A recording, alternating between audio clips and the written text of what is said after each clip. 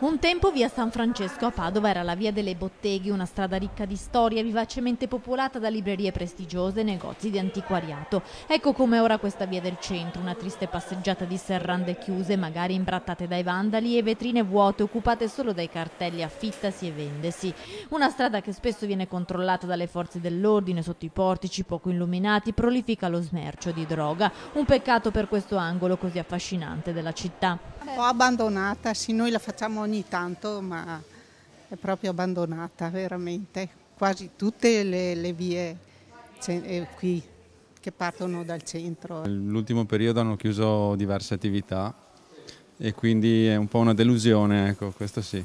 Tutto un peccato, tutte le cose è un peccato che non siano sfruttate, che non siano un po' vivibili tutte quante, sono pienamente d'accordo, però bisogna vedere insieme delle cose che non è facile neanche da quel lato lì, di chi gestisce le cose non sarà facile. Serve un impegno da parte del comune per rivalutare un negozio chiuso, quindi vuol dire creare delle situazioni con degli affitti più ragionevoli per le persone che vogliono aprire attività, rivalorizzare magari delle attività per cui creare degli spazi anche magari dedicati ad altri.